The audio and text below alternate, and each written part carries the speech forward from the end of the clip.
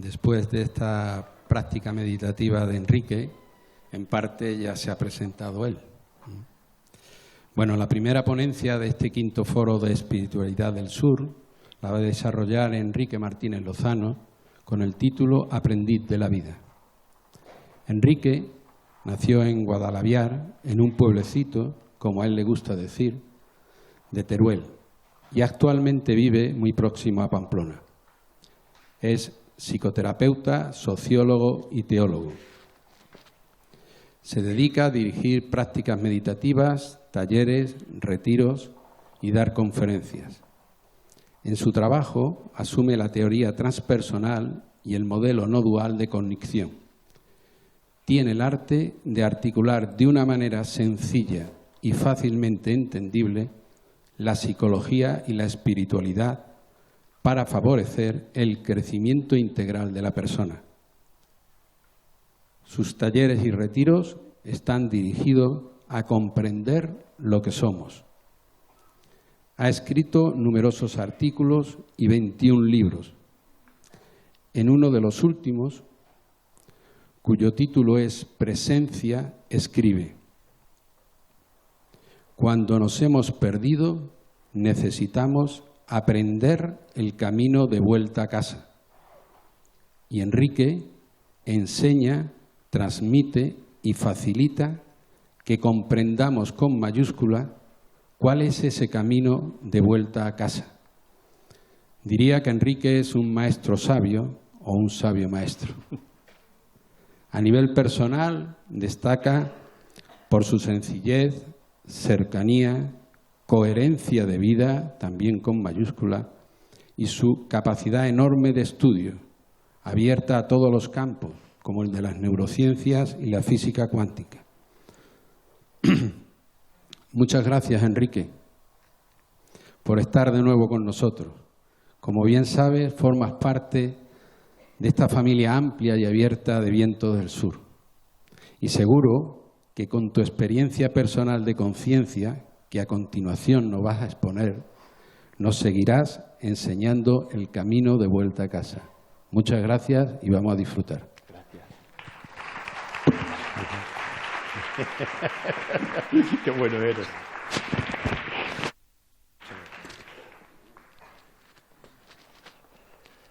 Bueno, otra vez, bienvenidos y bienvenidas. Esto de que te presenten amigos es un lío, porque al final te hacen hasta poner colorado y dicen cosas exageradas. Estoy feliz de estar en Sevilla. Sevilla siempre es un lugar que me atrae y en el que disfruto, y cada vez tengo más gente conocida y querida, con lo cual es realmente un placer estar aquí unos días. Y vamos a lo que vamos. Aparte de las gracias a la asociación por haberme invitado también, y a vosotros, como digo, y vosotras por vuestra presencia, que al final es lo que enriquece, lo que en estos días se nos regale vivir. De lo que no tenemos, creo, ni idea, sino que va a ser todo una sorpresa, como un regalo bien embalado. Cuando habla la vida, siempre me sorprende positivamente el ingenio y la creatividad de la gente de la asociación, de los foros, no solo este, el de Zaragoza, el de Logroño, el de Alcoy, a la hora de buscar títulos para cada edición, ¿no? Mira qué creativos, cuando habla la vida. Porque efectivamente la vida está hablando todo el rato, todo lo que vemos, todo lo que percibimos no es nada más que la vida expresándose, es lenguaje de la vida.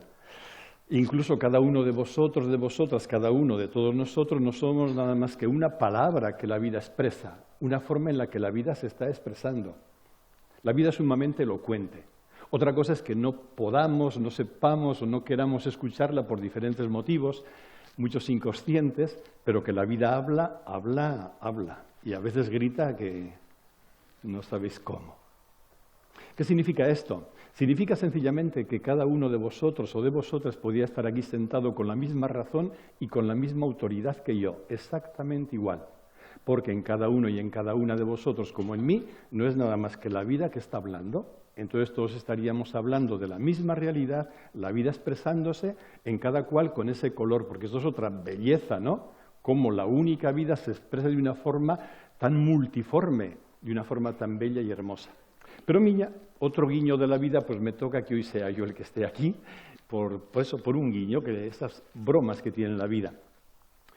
Y me toca compartir la experiencia. Cuando yo recibí la invitación de venir aquí me di cuenta de que, a diferencia de foros anteriores o de foros de otros lugares, se me pedía un compartir mucho más vivencial o experiencial. Y esto remueve bastante, despierta no poco pudor y saltan algunas defensas de decir a ver qué límites pongo para no pasarme, etcétera, etcétera, ¿no? Pero sí que me di cuenta de que tenía que ser algo experiencial. Por eso a mí, que me gusta siempre traer PowerPoint, creo que me habían puesto la mesa en la esquina para que la presentación se viera aquí toda entera. Esta vez no hace falta, no puedo traer PowerPoint ni tener todo como muy armadito con lo que me encantan los esquemas, sino permitir que la vida se exprese en mí hasta donde yo la deje, hasta donde me sea posible.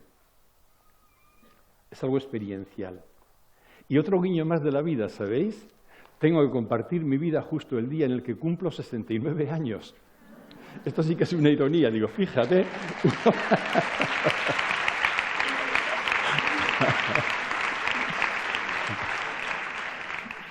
Uno se va haciendo mayor y bueno, pero eso ha sido un regalo, es un regalo y digo, hombre, vida, gracias que me guiñas el ojo, te lo recibo, ¿no?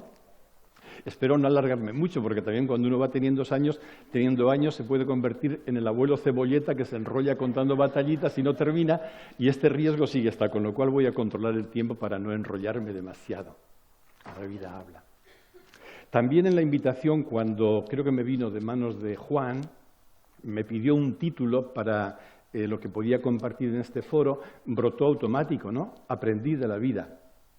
Toda la vida he sido aprendiz, como cada una de vosotros y de vosotras, ¿no? Durante mucho tiempo sin darme cuenta, pero la vida estaba trabajándome, estaba enseñándome, estaba inevitablemente. Y luego, en los últimos años, de una manera más consciente e incluso más fiel, como queriendo empezar a fluir con la vida y empezar a dejarme conducir por ella de una forma consciente y empezar a ver que todo lo que me ocurre es un mensaje que la vida me está dando, desde la certeza de que la vida no se equivoca jamás, pero es la vida que me habla y entonces aprender de la vida constantemente. Ahí me encuentro en este momento de mi vida queriendo ser aprendiz de la vida en todo rato. Y a la hora de compartir me preguntaba, bueno, ¿y yo desde qué perspectiva comparto? ¿Con qué actitudes y qué contenido? Pues las actitudes fundamentalmente son dos. Hay más, pero dos básicas. La primera actitud, que también es automática, es la de una inmensa y amplísima gratitud. Gratitud por tantas cosas, gratitud sobre todo por muchas cosas en el pasado que cuando ocurrieron me producían cualquier cosa menos gratitud. Gratitud también por ello, ¿no? Gratitud incluso por estar aquí delante de vosotros y de vosotras en esta mañana. Y la segunda actitud es la desapropiación. La desapropiación porque cada vez soy más consciente de que la vida es la que hace todo. Hablando con rigor, yo creo que la vida es el único sujeto, al único que podemos llamar sujeto. Todos los demás somos formas en las que este único sujeto se despliega y se expresa. Somos cauces, canales. Es verdad que a veces nuestra mente nos engaña y nuestro pequeño yo un poco inflado se cree el hacedor y se cree el protagonista y asume. Son pequeñas ignorancias que tenemos, ¿no? Es la vida la que habla. Entonces, si es la vida la que habla, no hay ningún lugar para el mérito, no hay ningún lugar para el orgullo y tampoco hay ningún lugar para la culpa. La vida está expresándose en mí como ella quiere expresarse. Y entonces lo que yo quiero es compartir desde esta gratitud hasta donde me es posible, hasta donde puedo yo alcanzar a ver cómo la vida ha hablado en mí y cómo me parece que sigue hablando. Estas son las actitudes, pues. La perspectiva me parecía que era la perspectiva adecuada, la misma que la de estos foros, foros de espiritualidad, ¿no? Antes han hablado muy bien de lo que ello significa, cuando Lola nos recorría los 5 foros, los 4 foros anteriores. Es decir, lo que yo siento es querer compartir lo que salga, pero desde esta perspectiva de cómo la vida me ha ido enseñando a crecer en comprensión. Yo creo que la espiritualidad es sinónimo de comprensión. Cada vez que nombre la palabra comprensión, nunca me refiero a una comprensión mental, ¿no? Intelectual, conceptual, esto, pues, la de sí lo que da, que es muy poquito. Siempre me refiero a una comprensión vivencial, experiencial, que casi es sinónimo de visión, de ver.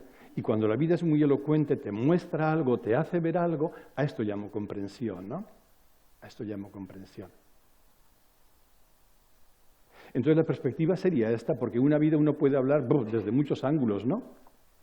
1000 ángulos distintos por la riqueza misma de la vida, pero quería focalizarlo ahí, ¿no?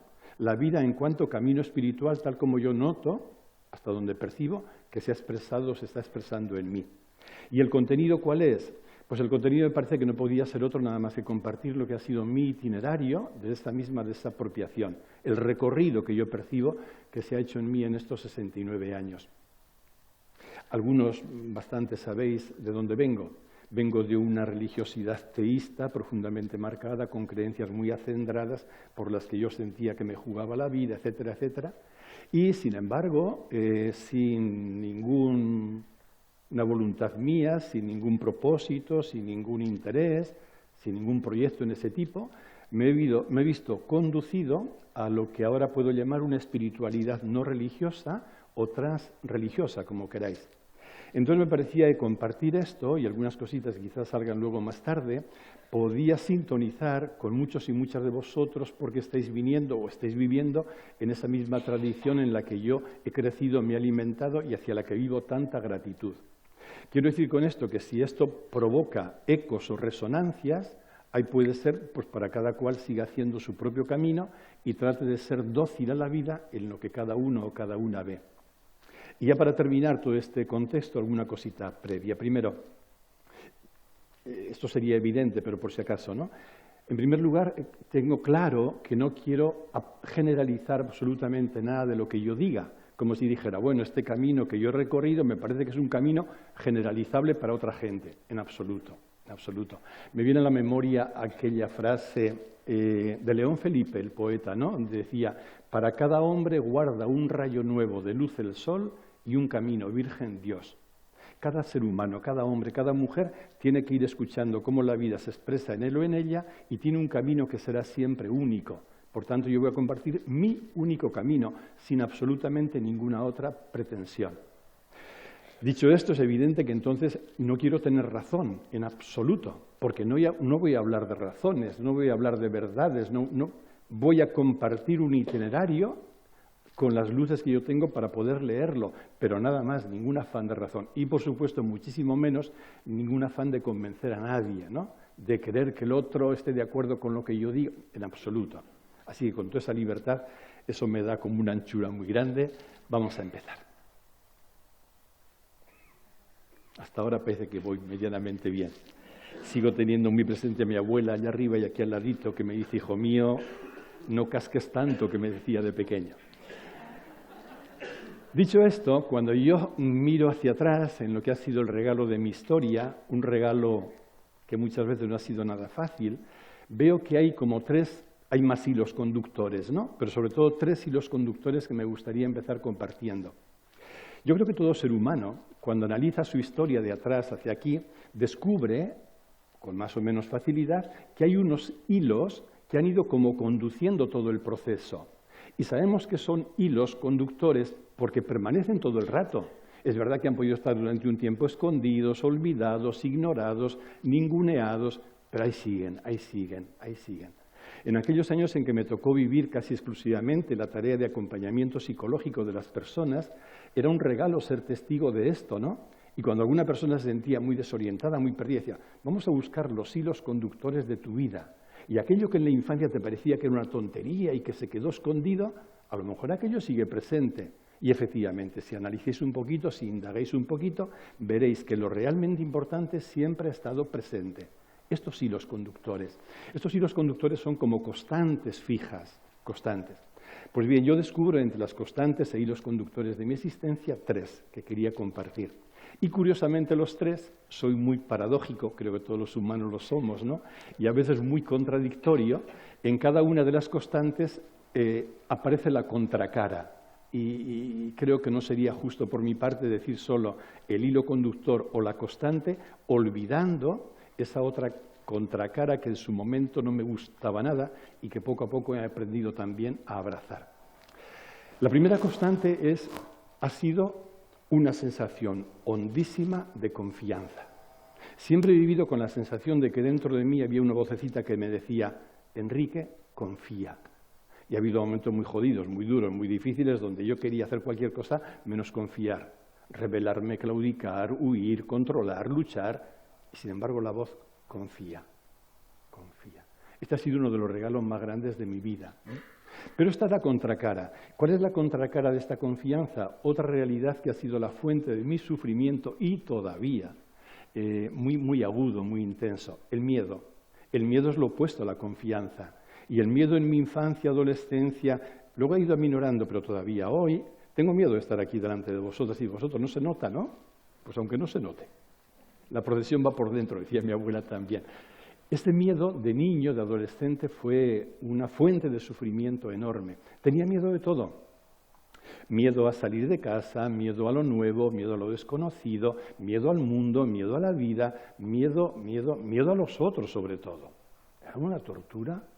Tenía un hermano más joven que yo que me decía, ¿eres un miedoso? Lo decía con una palabra más fea que no voy a repetir. Pero tenía razón. Era un manojo de miedo. Uy, un manojo. Era un saco de miedo. Un saco de miedo. Vivía en mí, por una parte, un anhelo enorme de encuentro con la gente, de comunión, de estar cerca, pero al mismo tiempo un miedo cerval que me hacía huir, que me hacía alejar. Es como si en mi cerebrito ya de niño escuchara dos voces, una que me decía, acércate, y me ensanchaba el corazón, y la otra que me decía, escóndete. Pero claro, uno no puede acercarse y esconderse a la vez, uno no puede acercarse y huir a la vez, y este conflicto me hizo mucho daño. Luego crecí y me dieron un diagnóstico, ¿sabéis? Y aquello me dio cierta luz. Hombre, ahora entiendo un poco el miedo. Me diagnosticaron fobia social agravada. Y entonces entendí mucho. Y junto con la fobia social, anda que tener fobia social para estar delante de grupos toda tu puñetera vida, junto con algún otro trastorno, que no voy a entrar en él para no salir, confesarme en público, pero junto con alguna otra cosa me dieron luz, ¿no? Lo que quiero decir con ello es que, aun en medio de todo este miedo, que llegaba a ser pánico y que me generaba tantísimo sufrimiento, yo no recuerdo de niño adolescente haber tenido una relación nunca con nadie, ni en casa con mi madre, con mi padre, hermano, nunca. Lo imprescindible para convivir, pero nunca pude vivir esa relación. No sabía lo que era. Y por otro lado me moría de ganas de vivirla. Así fue, este miedo. Pero digo, siendo todo real este miedo, nunca se olvidó aquella vocecita en el fondo que me decía, confía, confía. Esto fue profundamente iluminador para mí, iluminador. Quiero decir con ello que mi infancia y adolescencia fueron muy duras para mí, tuve muchísimo sufrimiento y no alcanzaba a ver la luz. En la adolescencia incluso sufrí una especie de bullying o de acoso, para mí también muy doloroso porque me sentía completamente marginado y objeto de burlas y hasta escarnio, y me dolía mucho precisamente por mi enorme sensibilidad y porque sentía una fuerza y un anhelo inmenso hacia el encuentro y la cordialidad, y lo que vivía era una frustración constante de ese anhelo. Esto producía un agobio tremendo, tremendo. Y yo de adolescente ya, cuando el chico o la chica a esa edad empieza a hacerse preguntas ya más cerebrales, digo, ¿y por qué me pasa esto? ¿Qué me pasa a mí? ¿Qué tipo más raro soy? Y encontré una palabra que en aquella edad para mí era la explicación. Una palabra que para mí venía cargada con tanto dolor que no me atrevía ni a pronunciarla. No os lo perdáis, ni pronunciar. Decía, claro, me pasa todo este sufrimiento por la timidez. Para mí la timidez era peor que el demonio. Le tenía más miedo a la timidez que al demonio, con todo el tiempo con todo el miedo que en aquel tiempo también suscitaba la figura diabólica, ¿no? Pero era la timidez.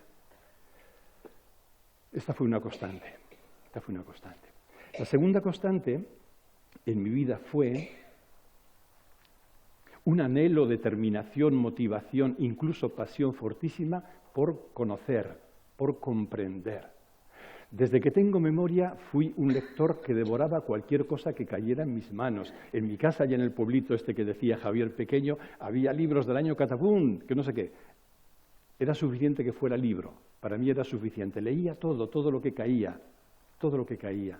Recuerdo, es un pueblo chiquitito, 200 habitantes, que me escapaba incluso a ver al secretario del ayuntamiento para pedirle que me cejara algún libro. No había biblioteca municipal, pero yo sabía que había una estantería en el ayuntamiento que tenía libros viejos, cualquier libro que fuera. Me daba igual, era leer, conocer. Me recuerdo de adolescente y preadolescente que iba a cualquier conferencia que podía venir, aunque no supiera ni de qué iba ni no entendiera ni jota, pero allí estaba. Un anhelo de conocer, y además estaba en primera fila, y muerto de miedo por la timidez. Un anhelo de conocer y de comprender impresionante. Pero eso también tenía otra cara, otra contracara. ¿Cuál es la contracara? Que se me fue haciendo más patente a medida que crecía. La contracara era que yo me daba cuenta de que ese conocimiento era como una cosa paralela a mi vida. Por un lado estaba mi vida con los follones y todo lo que estaba viviendo, y por otro había como una superestructura. Y esto me chirriaba cada vez más. Digo, aquí algo falla, ¿no? Esta fue otra constante. Y la tercera constante es todavía, claro, como todas las otras dos, el hilo conductor, una poderosísima atracción hacia el silencio. Desde chiquitito también, desde que tengo memoria, era como que el silencio me estuviera llamando todo el rato diciendo, ven, ven, ven. En muchas ocasiones, durante mi juventud y madurez, me pregunté si yo no debería ir a un monasterio contemplativo y encerrarme entre cuatro paredes, porque este anhelo de silencio ocupaba muchísimo espacio y me resultaba profundamente atrayente. A lo largo de mi vida he estado siempre a la sombra de monasterios contemplativos. Primero de joven, muchísimas veces, en la Cartuja de Euladei que había en Zaragoza, que luego habrán cerrado, ¿no? Luego más adelante en monasterios cistercienses, pero era siempre la búsqueda de ese silencio. Y yo me preguntaba, ¿y qué busco yo en el silencio? Y de algunas cosas me daba cuenta entonces y otras me he dado cuenta más tarde. Yo en el silencio buscaba varias cosas. En primer lugar, yo creo que buscaba un espacio en el que poder armonizar los conflictos internos que experimentaba. Cómo abrazar al mismo tiempo la confianza y el miedo. Cómo abrazar el anhelo de encuentro y de comunión con el pánico a estar con los demás. Cómo abrazar mis ganas de saber con no entender. Un espacio que fuera integrador. Eso buscaba, pero buscaba más cosas. Yo creo que tenía una intuición que entonces ni era consciente, pero ahora me doy cuenta de que era una intuición que ha estado siempre presente, que me estaba mostrando que el conocimiento que me apasionaba no vendría de la mente, ni de la erudición, ni del estudio, ni de la lectura, sino que vendría del silencio. Del silencio. Me viene a la memoria ahora una frase luminosa de Krishnamurti. Krishnamurti decía, solo una mente en silencio puede ver la verdad, nunca una mente que se esfuerza por verla. Y claro, yo adolescente, de joven, era una mente esforzada en querer ver y tener respuestas. La atracción por el silencio me estaba diciendo, la respuesta que tú buscas no está en la mente, está en el silencio de la mente. Esto fue muy poderoso. Y había también otra cosa que he descubierto más tarde, y es que la enorme atracción del silencio hacia mí, en definitiva, la razón última era el reconocimiento de que esa es nuestra identidad. El silencio no es algo que hago, el silencio no es algo que vivo, el silencio ni siquiera es algo que me atrae. Silencio es lo que soy, silencio consciente es lo que somos.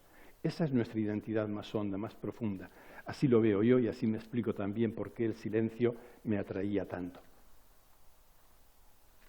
Con estas constantes, después de una infancia y adolescencia, como digo, muy difíciles, para mí sinónimo de sufrimiento, llegamos a los 19 años, que marcaron un punto de inflexión casi definitivo en mi vida. El verano que iba a cumplir 19 años, estaba yo en el pueblo trabajando, porque bueno, con mi padre siempre estábamos trabajando en el campo, además, en tiempo de vacaciones. Viene a verme un cura joven relativamente, al que yo valoraba mucho, incluso lo tenía idealizado, y que él me apreciaba también mucho, pero yo entonces era incapaz de creer que nadie pudiera apreciarme. Me sentía justo no digno de aprecio, ¿no? Y vino, no sé el motivo, yo me había puesto en contacto con él y me dijo, mira Enrique, dice, yo con lo que te conozco y con lo que veo de ti, creo que te sería genial que fueras un año a estudiar teología. Dice, a lo mejor te suena raro, pero prueba un año. Dice, total, un año en tu edad no cuenta nada, perder un año más o menos es lo que importa. Prueba, yo creo que puedes encontrar algo valioso ahí. Incluso me sugirió 2 centros para estudiar. Uno fue Sevilla y otro Vitoria. que según él eran los dos centros donde había una teología más abierta y que podía ofrecer como un horizonte más amplio, ¿no? Evidentemente el corazón siempre me inclinó a Sevilla, el clima, la gente, ¡guau!, todo lo que...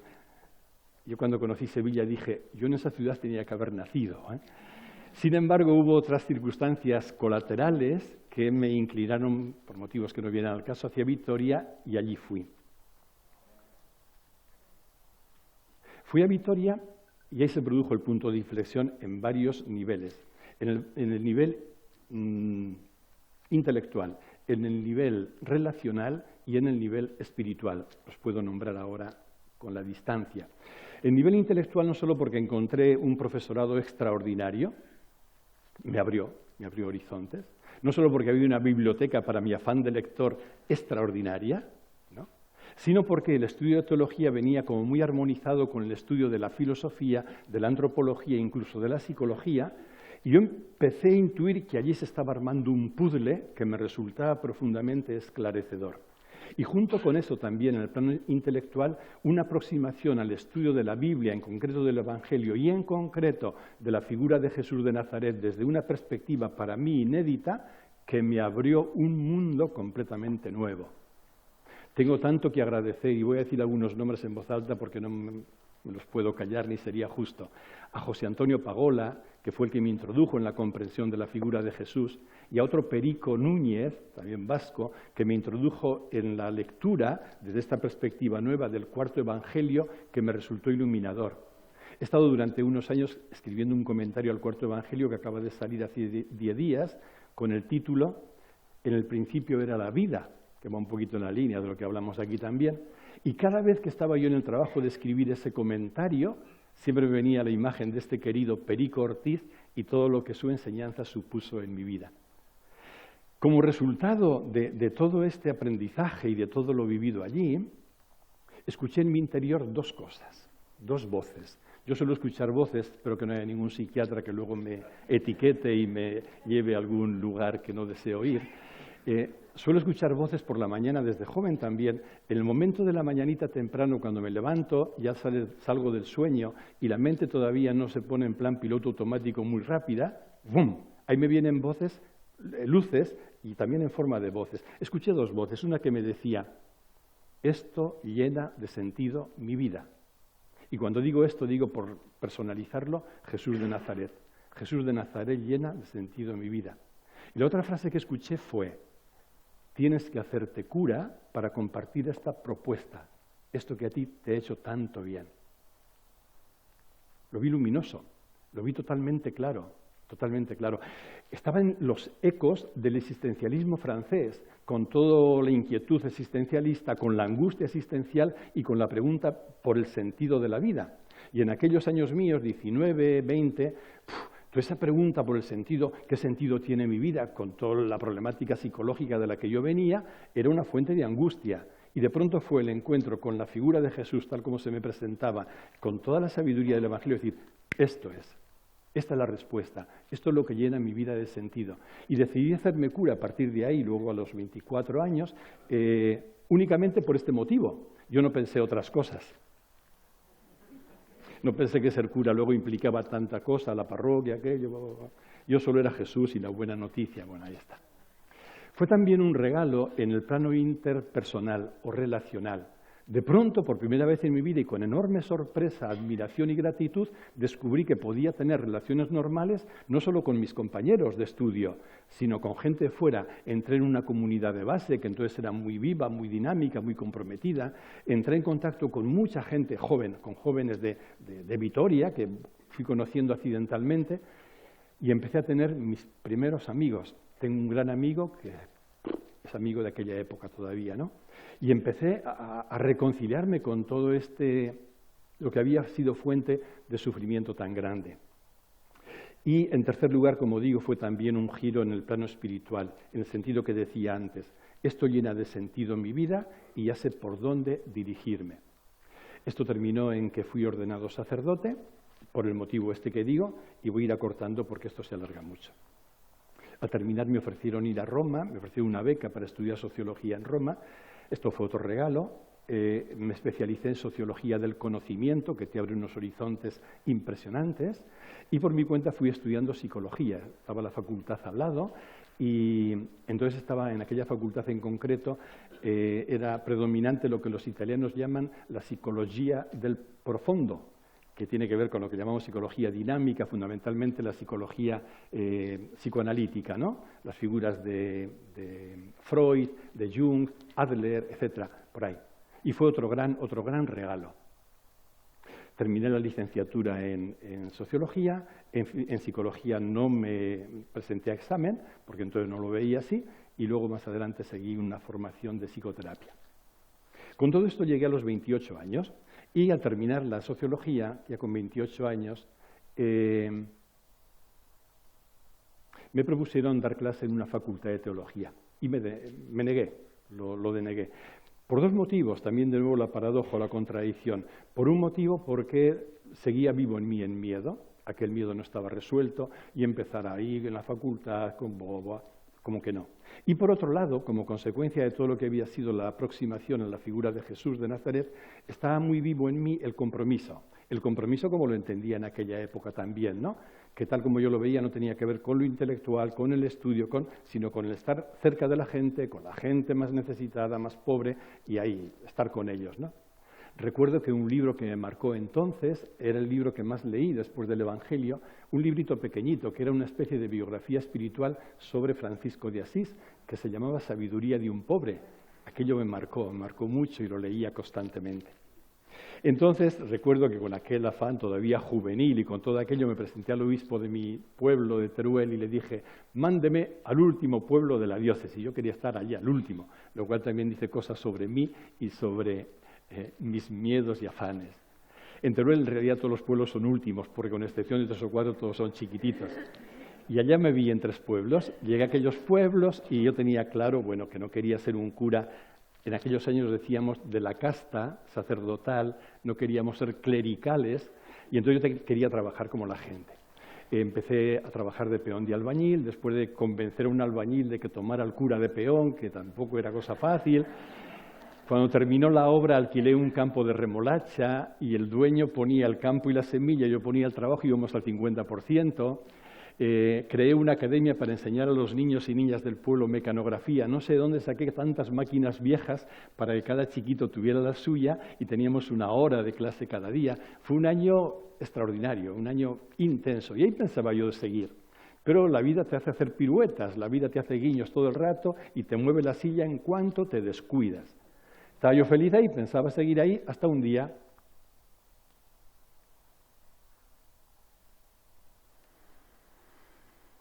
¿Qué pasó un día? Es que dudaba si contarlo o no. Estamos entre amigos. Una tarde se me acerca una chica que venía de vez en cuando al pueblo, con cierta frecuencia, y me dice, Enrique, estoy completamente enamorada de ti. No concibo mi vida sin ti. Y yo dije, tierra, trágame ya, completo. Entonces yo noté un movimiento dentro. El primer movimiento de mi ego, el ego del mono siempre atento ahí, el mono que se infló. Nunca me había dicho nadie, estoy enamorado de ti. Entonces, ¡buah!, una cosa. Pero luego, el otro mono de aquí arriba, que tenía mucho de superego, superyo, que me dice, ni se te ocurra. Tú has dado un voto de compromiso, un compromiso de celibato, y no puedes aquí decir que sí. Entonces, ¡buah! Yo entonces lo leía como que tenía que ser fiel a mi vocación, pero luego he descubierto que era un superego como una catedral de grande, ¿no? Total que le di... Bueno, y luego había otro motivo que entonces no lo vi ni de lejos, pero lo he visto más tarde. El otro motivo era el miedo a la intimidad, el miedo a una relación íntima. Los que hemos tenido un apego evitativo y hemos vivido miedo a la intimidad, pues claro, luego el celibato nos ha venido muy bien porque te protegía de la intimidad, ¿no? Entonces, luego aprendí muchas cosas. Total que le dije a aquella buena chica, digo, mira... vamos a dejar esto, ¿eh? Tú no te acerques más y si notas mucha molestia ni siquiera aparezcas por el pueblo. Y fue una chica tan respetuosa que efectivamente no apareció más, pero el hecho de que no apareciera me despertó a mí un volcán. Primero me resultó sumamente atractiva también por su respeto exquisito, pero luego me hizo ver que yo estaba tan enamorado más que ella Y entonces me atreví, no tuve otro remedio nada más que verlo. Y ahí empezaron unas semanas terribles para mí. Tenía 28 años, 19, 28, casi 29, unas semanas terribles, de tristeza, de apatía, de angustia, en fin, un camino de depresión que lo compartí con algún amigo mío, no me sentí entendido, no supe lo que él quería, mal, y aquello iba en aumento. Y una noche me encerré en la iglesia del pueblo, una iglesia grande, totalmente silenciosa a esas horas de la noche, oscura, con una lucecita chiquitita, apenas lo mínimo, ¿no? Las iglesias han sido con frecuencia testigos de mi llanto en momentos duros o difíciles de mi vida, ¿no? Y me pasé allí toda la noche, pero no saqué nada en claro durante toda la noche. Lloraba, me recomponía, cavilaba, daba vueltas, porque por un lado tenía la sensación de que estaba renunciando a lo más hermoso que me había ocurrido en mi vida, y por otro tenía la obligación, en mi lenguaje, de ser fiel a mi compromiso. Era un callejón sin salida, ¿qué hacer?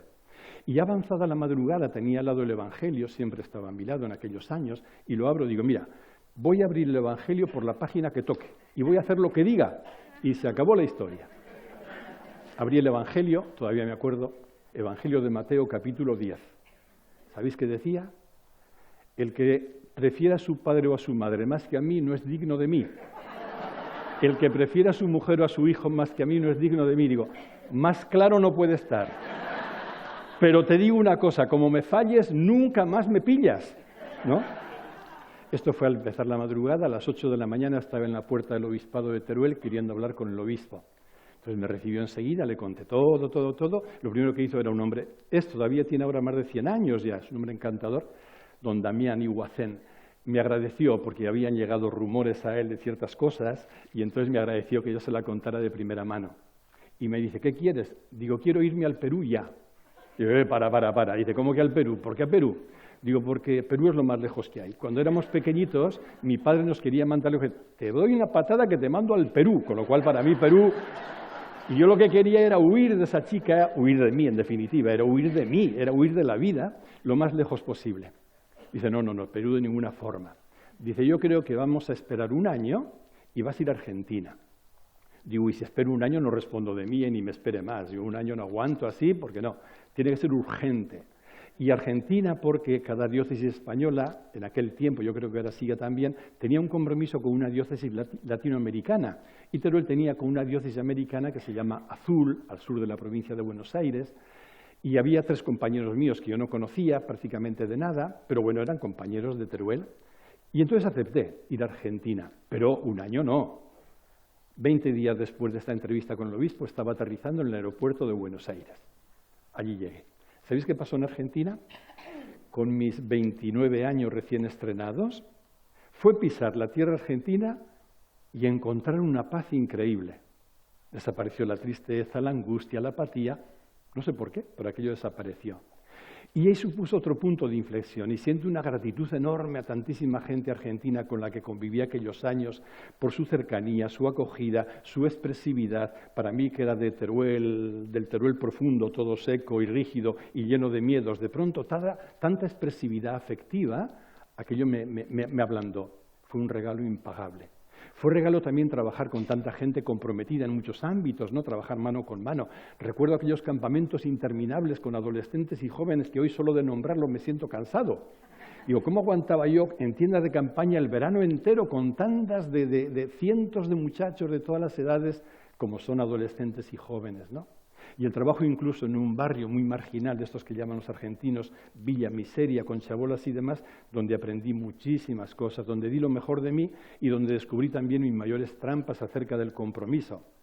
Porque me di cuenta de que efectivamente había mucho compromiso, había mucho amor y deseo de bien de aquella gente, pero había también mucha búsqueda de necesidades mías, necesidad de caer bien, de que me aprobaran, de que me reconocieran, de liberarme yo de sus culpas también y decir, fíjate, yo soy buena persona, ¿cómo me comprometo? Y eso me vacunó mucho frente a tantas lecturas del compromiso que veo que se hacen y que se hacían, ¿no? Fijaos hasta dónde llegaba mi vinculación con el barrio, que un grupo de esa Villa Miseria quería hacer un salón, no tenían un salón, un centro social, y no había dinero. Entonces, como yo iba allí, Viví durante años deseando irme a vivir a una chabola con ellos y no me atreví por otros motivos, ¿no? Pero como iba tanto, digo, vamos a buscar algo. Hacíamos rifas, loterías, tal. Y tenían un equipo de fútbol que jugaban estupendamente bien. Todos descalzos los chiquitos, no tenían zapatillas, pero eran como Messi en pequeño, o sea, jugaban una maravilla. Y entonces dicen, ¿y por qué no hacemos unos partidos de fútbol y todo el dinero que saquemos sea para esto? Ah, genial. ¿Y por qué no hacemos que juegue también el cura y entonces tiene más morbo? Así que hasta eso fui. Yo recuerdo aquella tarde maldita en que fui a jugar el partido con ellos, con el mejor equipo no sé dónde, y a los 10 minutos, con la lengua hasta el suelo, estaba pidiendo al entrenador que por favor me cambiara ya, que yo no respondía de mí, ¿no? Fueron años muy, muy, muy interesantes. Y en aquellos años también otro factor decisivo fue el encuentro con un monasterio cisterciense. Fijaos qué otro guiño de la vida. Solo hay un monasterio cisterciense de hombres en toda Argentina. ¿Sabéis dónde está? En Azul, donde yo fui. Entré enseguida en contacto con el monasterio y con el abad, otro hombre para el que toda mi gratitud, ya mayorcico, pero aún está allí, Bernardo Olivera. Qué cosa curiosa, el año que yo volví a España en el 90, él volvió en la misma fecha a Italia, elegido abad general del Cister, ¿no? Este hombre era un contemplativo a carta cabal, totalmente auténtico. Había fundado incluso una asociación, una fundación de personas contemplativas en Buenos Aires, pero de personas casadas, trabajando cada cual en su sitio. Y con este hombre, bueno, pude abrirme a él, fue mi confidente durante estos 11 años que estuve allí. Y con él iniciamos un aprendizaje del camino contemplativo. Aquello también me abrió un horizonte inmenso, ¿no? Trabajamos el libro aquel clásico del siglo XIV, La nube del no saber. Luego otro libro que fue una adaptación de este, hecha por unos cistercienses americanos, que se titulaba, en español lo tradujeron con La oración centrante, que editó Ediciones Narcea y que luego no han reeditado, no sé por qué, porque me parece un libro valioso. El asunto es que con mucho, mucho rigor estuvimos trabajando en el aprendizaje de lo que era la oración contemplativa o el silencio contemplativo. Fue un regalo grande. Sin embargo, como todo va, la luz y la sombra, la cara y la contracara, yo me daba cuenta de que estaba bloqueado. ¿Por qué estaba bloqueado? Por dos cosas. Una, en el plano contemplativo estaba bloqueado porque mi nivel de ansiedad era muy elevado y entonces estar a solas conmigo y a gusto conmigo era algo impensable. No conocía lo que era el amor a mí mismo, no conocía lo que era el estar en paz conmigo, etc. Los miedos seguían ahí como un volcán intermitente, ¿no? Por otro lado, me daba cuenta de que mi mente no paraba y yo me moría de ganas de hacer silencio, pero no podía hacer silencio. Este era un factor. Y el otro factor era el miedo, la fobia social, pues claro, que iba apareciendo, ¿no? Y que me complicaba mucho la vida en las relaciones, en los actos. Recuerdo un día que hice una crisis delante de un mogollón de gente en una especie de catedral a tope. Bueno, hizo crack aquella fobia y de pronto me desvanecí y me caí seco al suelo. Como si estuviera hablando aquí, ¡bum!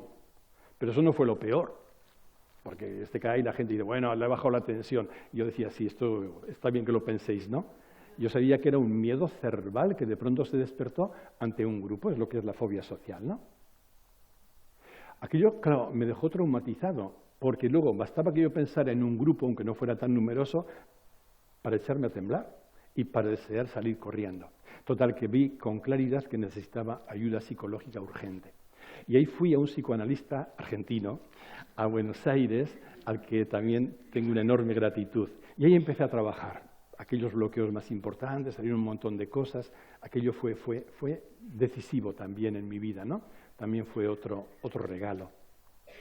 En ese camino hubo dos cosas que también, otros más regalos de la vida.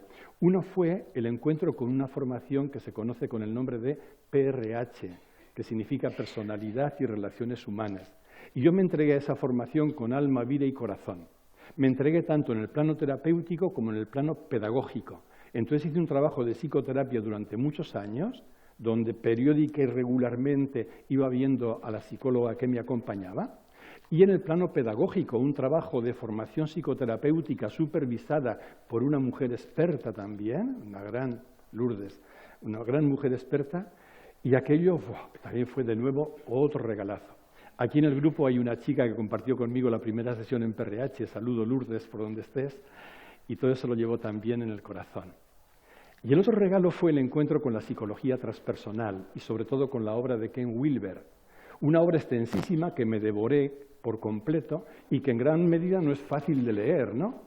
Pero que me aportó muchísima luz, otra gratitud enorme para Wilber, muchísima luz porque puso nombre a cosas que yo había vivido y que no sabía qué eran, y sobre todo porque me hizo descubrir una frase que luego, por resumirlo en una frase digo, ¿no?, ha iluminado toda mi vida.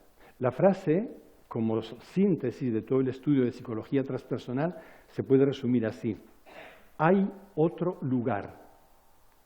¿Qué significa hay otro lugar? Pues que de pronto, más allá de la mente, donde yo creía que era todo yo, la mente, hay otro lugar en el que puedo situarme, y esto fue una fuente de liberación increíble.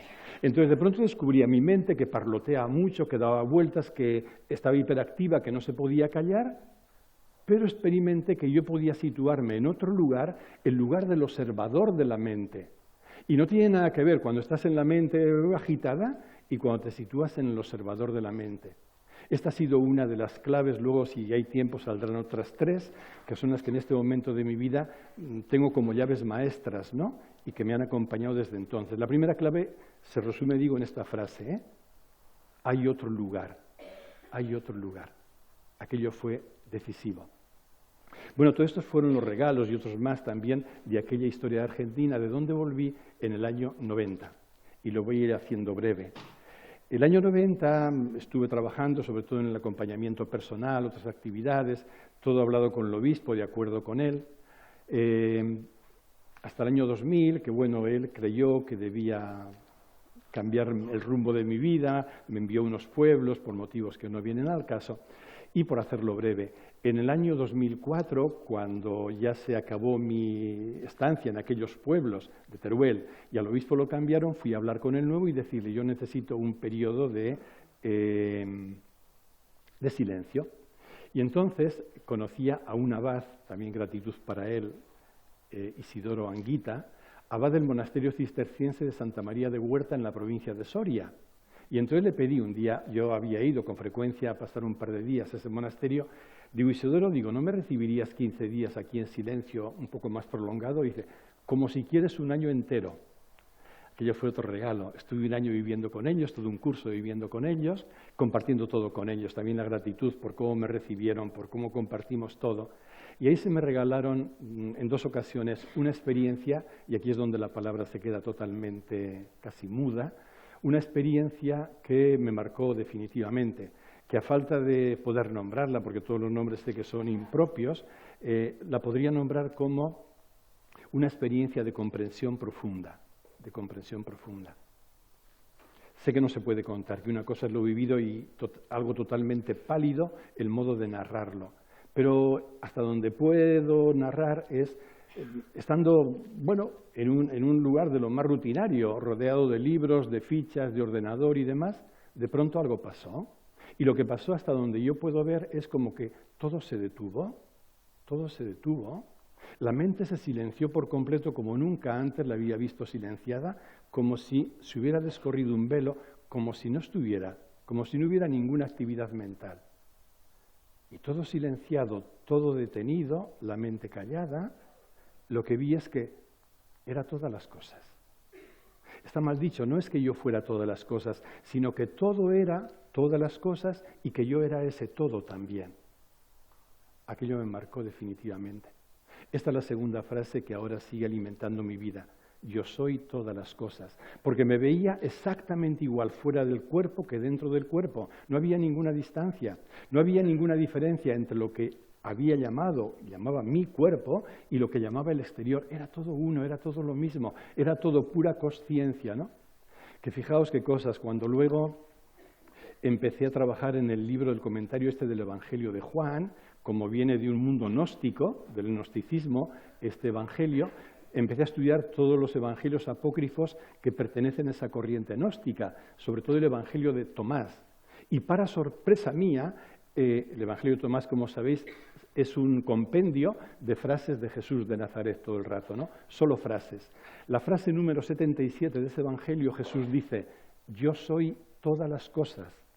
Y aquello produjo una cosa, un ensanchamiento dentro de mí. Digo, ahora comprendo lo que esto quiere decir.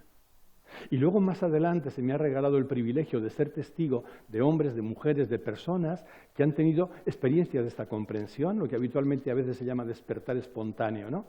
Y es curioso que cuando estas personas me han compartido lo que habían vivido en esos momentos, incluida, por ejemplo, Gisela, que estuvo un año aquí compartiéndolo, ¿no?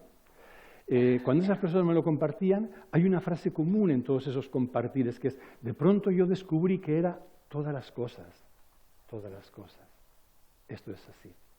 Este fue mi encuentro, todo es impropio, el lenguaje tan pobre, con, entre comillas, la no dualidad. Entonces, a partir de ahí fue para mí una evidencia, no era una teoría, no era una cosa alternativa, no era una cosa optativa. Para mí no la había buscado, pero de pronto, ¡buah!, se me reveló. Ahí ocurrieron unos cambios muy notables, como podéis imaginar, ¿no? Nunca hay una comprensión profunda de este tipo experiencial, vivencial, o una visión sin que eso transforme por completo. ¿Cuáles fueron los cambios? En primer lugar, el cambio en la percepción de mí mismo. Ahí fue donde por fin, y en primer lugar, pude distinguir lo que es mi personalidad de mi o nuestra identidad. Entonces, lo que yo creía que era mi yo y todo aquello que había estudiado y demás, claro, es mi persona de la que me hago responsable, que cuido, etc. Pero eso no soy yo, si hablamos de identidad. Mi identidad es todas las cosas. Mi identidad es esa consciencia ubicua, no local, estable, permanente. Con esto os dais cuenta de que no solo no perdí nada, porque fue salir de la jaula donde yo estaba reducido a mi mente y a mi personita, a mi personaje, y de pronto comprender que nuestra identidad es ilimitada, atemporal, plena y eterna. El segundo cambio tuvo que ver con mi idea de Dios. Como decía antes, venía de una creencia religiosa teísta muy marcada. Yo era un hombre de profundas creencias, convicciones, etcétera, etcétera. Y de pronto descubrí simultáneamente que lo que yo llamaba Dios era solo una idea, era una construcción mental, era una imagen de mi mente, que Dios no podía ser algo separado ni algo pensado en absoluto, porque eso sería solo un ídolo, un Dios colocado en un lugar o separado del resto, ¿no? Y entonces me vinieron frases de místicos que yo había leído en su momento y no había entendido. Uno de Margarita Poguet, que fue una mística francesa beguina del siglo XIII, quemada en la hoguera, y Margarita repetía, el único Dios verdadero es aquel del que nada puede pensarse. Esto es. Con lo cual no se pierde nada de lo que llamamos Dios, porque al revés, sales de identificarlo con un objeto creado por tu mente a una apertura silenciosa, donde ya no lo piensas, sino que lo vives, o mejor dicho, que lo reconoces viviéndote como tu identidad más profunda. Y me acordé también de otro texto del maestro Eckhart, el gran místico renano también del siglo XIII, que distinguía en latín entre Deus y Deitas. Y el maestro Eckhart, el gran místico, decía, Deus es el Dios al que le hablamos, al que le rezamos los creyentes, con el que nos dirigimos, pero Deus es solo una construcción mental, es el Dios pensado. Entonces, no pasa nada. Si alguien quiere hablarle a ese Dios, que lo haga, pero eso no es Dios. Ese Dios es Deitas, en latín se traduciría por deidad. Y él decía, y la deidad es siempre inefable. Y entonces me di cuenta, Dios no puede ser pensado, solo puede ser sido, es lo que somos, es lo que somos. Se revolucionó también mi modo de entender la mente, y de pronto descubrí que la mente no podía acompañarme a lo que había sido mi anhelo de toda la vida, una de aquellas constantes de conocer quién era y de comprender quién era. No podía porque a la vista estaba. ¿Cuándo empecé yo a comprender lo que soy? Justo cuando, por el motivo que fuera, mi mente se cayó por completo. Y de nuevo, el recuerdo de la palabra de Krishnamurti, solo una mente en silencio ve la verdad. Entonces me di cuenta, claro, entonces el modelo mental que nos ayuda tanto en la vida cotidiana para 1000 cosas, todo lo que tiene que ver con objetos, con la ciencia, la tecnología, que es una maravilla, pero el modelo mental nos sirve para responder a la pregunta ¿qué somos? ¿Qué soy yo? Solo puedo responder a la pregunta ¿qué soy yo? Cuando aprendo a callar la mente, cuando entro en el silencio mental. Se me hizo clarísimo, clarísimo. Fijaos el cambio que se estaba produciendo, ¿no? Yo venía de una religión teísta, como he dicho al principio, y soy conducido a una espiritualidad más intensa que nunca, pero no religiosa, o transreligiosa, sin creencias. Ahora diré una palabrita de las creencias. Yo venía de un personalismo muy fuerte en el campo filosófico, psicológico, porque ya había crecido. La época del personalismo en el tiempo de mi estudio era muy potente, ¿no? Mounier, compañía, Maritain. Y fui conducido a una experiencia transpersonal. Y yo venía de un dualismo muy marcado, Dios y el hombre, el cielo, la tierra, el bien y el mal, etcétera, etcétera, y de pronto descubro que la realidad de lo real, la verdad de lo real, es no dual, que la realidad es no dual, ¿no? Fue un cambio tremendo. Y ¿sabéis qué? En todo este cambio sigo teniendo la certeza de que no perdí nada absolutamente valioso. Al contrario, todo se enriqueció de una manera antes inimaginable.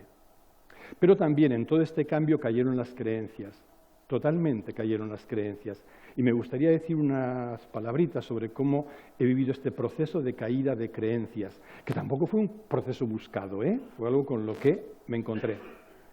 En primer lugar, cayeron las creencias porque yo había empezado a sospechar de ellas en cuanto me di cuenta de que una creencia se mantiene en tanto en cuanto yo le presto una adhesión mental. Pero yo me daba cuenta de que si a una creencia yo le retiraba mi adhesión, esa creencia se caía. Y esto me mosqueó mucho. Yo dije, pero a ver, ¿qué seguridad me da una creencia que en cuanto dejo de creer en ella ya no se sostiene? Esto me mosqueó. Pero fui descubriendo más cosas, ¿no? Luego descubrí que la creencia tiene siempre una tendencia natural a absolutizarse y a hacernos creer, valga la redundancia, que la creencia es la verdad. Y claro, cuando una creencia, que solo es una construcción mental, un objeto mental, se absolutiza y se presenta como la verdad, eso es la fuente de todo dogmatismo, de todo fanatismo y de descalificación de los otros que cuestionan mi creencia o que no la comparten. Con lo cual hay una fuente de sufrimiento y de enfrentamientos terrible. Me di cuenta de más cosas, ¿no? Me di cuenta de que la creencia al final no es nada más que un constructo mental, todas las creencias. Y no me refiero a solo creencias religiosas, las creencias antirreligiosas, si son creencias, son igual. Creencias psicológicas, creencias culturales, creencias filosóficas y hasta creencias científicas. Un científico que dice, solo existe lo que yo puedo tocar, no está haciendo una afirmación científica, está nombrando una creencia. Y las creencias siempre nos limitan, tienen las consecuencias que he dicho, y siempre son construcciones mentales. Claro, llegado a este punto, ¿qué ocurre? Que todas las creencias se vienen abajo, todas las creencias se caen. Y de nuevo, al sentirte liberado de creencias, descubres de nuevo que no te hace ninguna falta. Ninguna falta. Y que la sabiduría incluso es aprender a vivir sin creencias, como que te vas desapropiando de todo, vas soltando todo, hasta las muletas en las que te habías apoyado. ¿Y por qué no necesitas creencias? Porque has experimentado que aquello que eres es lo mismo que te sostiene. Porque has pasado de las creencias a la comprensión. Y la comprensión no necesita muletas, no necesita objetos en los que apoyarte, no necesita creencias que te den seguridad. La comprensión es seguridad. La seguridad no es algo que tengamos que buscar fuera. Seguridad es otro nombre de lo que somos. Somos seguridad. Entonces, en cuanto podemos abrirnos a la comprensión real de lo que somos, las creencias se caen. Llegado a este punto, yo puedo decir que no tengo ninguna creencia consciente y que no las echo de menos. Creencias inconscientes un montón. Me refiero a creencias psicológicas que están aquí en nuestro cerebrito. Por ejemplo, la creencia de que yo seré feliz si la gente me quiere más. Creencias de ese tipo nos complican la vida, porque además todas las creencias son falsas. No conozco ni una sola creencia verdadera. No puede haber creencias verdaderas porque solo son construcciones mentales, ¿no? Entonces, claro que tengo un montón de vulnerabilidad, de fragilidad, de debilidad, de los miedos aquellos pendientes aún, etcétera, etcétera. Pero no tengo ninguna creencia consciente, ninguna, y no las necesito. Se cayeron todas. Ahora, ¿sabéis qué? La caída de las creencias, por lo menos en mi caso, no fue gratis, no fue gratuita. En julio del 2005 estaba dando un retiro, un encuentro en Cataluña, en una ciudad que se llama Vilafranca del Penedès. menos mal que tiene buen cava. Estaba en Vilafranca varios días, 10 días, y una noche, una tarde, no sé qué se presentó, claro, hablando de estas cosas, afloró en mí o tomó relieve en mí toda esta historia, ¿no?, de lo que había sido, ¡boom!, el hundimiento de las creencias en mi persona. Y de pronto me vi pillado por algo, también con color de angustia. Y de nuevo fui a la capilla donde eso. He solido llorar. Estuve toda la noche llorando en esa capilla de la Casa de Espiritualidad de Vilafranca. ¿Y sabéis qué lloraba? Lloraba dos sentimientos. Un sentimiento de orfandad y un sentimiento de culpabilidad. El sentimiento de orfandad de haber perdido a Dios, al Dios por el que yo me había querido jugar la vida, al Dios que era la fuente de protección, de seguridad, de amparo, de todo, ¿no? Y de pronto se me había caído. Una sensación de orfandad tremenda. Y un sentimiento de culpa. ¿Quién era yo nada menos que para matar a Dios? Muy grande. Y es muy curioso, porque al mismo tiempo de que estaba llorando a moco tendido el sentimiento de orfandad y de culpabilidad, al mismo tiempo, por eso hablaba de los dos niveles también en la práctica de la meditación, debajo de la superficie del oleaje, en el fondo, escuchaba una voz que me decía, así es, así es, así es. Entonces yo vivía por un lado el duelo, la pérdida, y por otro lado la certeza de que eso era justamente lo que tenía que vivir. Y entonces experimentaba una cosa muy curiosa, la angustia que estaba ahí, como cuando tienes un duelo por la pérdida de una persona querida y está ahí todo el dolor, pero de fondo una certeza que era un anclaje permanente, permanente. Luego ya fueron pasando, esto cambió totalmente mi vida, cambió evidentemente mi actividad, a partir de ahí hablé con el obispo, para mi sorpresa lo entendió, no sé si lo entendió bien o me quería un poco lejos, el asunto es que me dijo que me organizara por mi cuenta. Ese año me hice autónomo y entonces traté de dejar que la vida fuera guiándome hasta donde yo podía entenderla y seguirla, ¿no? Fue el cambio. A partir de ahí también se hizo presente en mí que yo no tenía que tomar ninguna decisión y que tenía que estar a la escucha de que la vida decide por mí y decir sí a lo que la vida decidiera. Y ahí han pasado cosas muy importantes, de lo más importante que ha pasado en mi existencia, en decisiones que yo no he tomado, y os digo solo 3. Tengo más, pero... Una es la decisión de dejar el ministerio. Yo veía que, lógicamente, había disonancias entre lo que yo estaba viendo y lo que es el ministerio de cura, ¿no? Pero tampoco quería apresurar nada, y bueno, si eso tiene que ser, la vida me lo va a decir. Y me lo dijo en Alcoy, la vida elige lugares muy así. En Alcoy una mañana me levanto y escucho esa vocecita que me dice, tienes que dejar de ser cura. Al día siguiente a las 8, como veis otra hora sintomática, estaba en la puerta del obispado para decirle, señor obispo, vengo a comunicarle que dejo de ser cura. Pero no tuve conciencia de que yo tomaba la decisión, sino que era una fruta que había madurado y caía, y era sobre todo como seguir esa voz que la vida me decía hasta aquí. A los 2 años después, en el año 14, conocí a Ana, que la conocía de antes por otras cosas. Nunca había sentido nada por Ana, la verdad, sentido como se siente por un ser humano, pero nunca había sentido tilín, ni enamoramientos, nada de nada. Y de pronto ese verano, después de un tiempo largo de conversar ella conmigo, me pide un abrazo, y en ese abrazo yo escuché a la vida que me decía, este es tu lugar. Y ahí estoy con Ana, luego me casé con ella, no puede venir porque trabaja mucho, es una mujer muy trabajadora, y a los vascos siempre les cuesta mucho venir al sur, ¿no? Pero con ella sigo y está siendo otro regalo. Y luego la última voz que le he escuchado a la vida, que está todavía sin concretarse porque la agenda ya estaba hecha antes, fue que hace unos meses escuché una vocecita que me decía, final de ciclo. Y esto no estaba previsto ni esperado, digo, ¿y esto qué coño es? Y ya me he acostumbrado que la vida, cuando tiene que decirnos algo, si estás abierto, lo repite. Así que a los pocos días otra vez, final de ciclo. Digo, uy, esto es que se tiene que acabar toda esta actividad mía. No sé qué la vida me deparará, pero sí. Y entonces al final de año, pues cerraré el ciclo de toda esta actividad de encuentros, de viajes, de foros. Y bueno, a lo mejor se queda algo en torno al lugar donde vivo. No sé qué será, pero ahí estoy queriendo aprender. Y así llegamos al final, a este momento presente. Un par de cositas para terminar. ¿Dónde estoy ahora? ¿Dónde la vida me tiene ahora? Pues en lo que me surgió como título de esto, ¿no? en estar viviendo como aprendiz de la vida todo el rato. Todo el rato. Ver todo lo que me ocurre como una oportunidad que la vida me envía.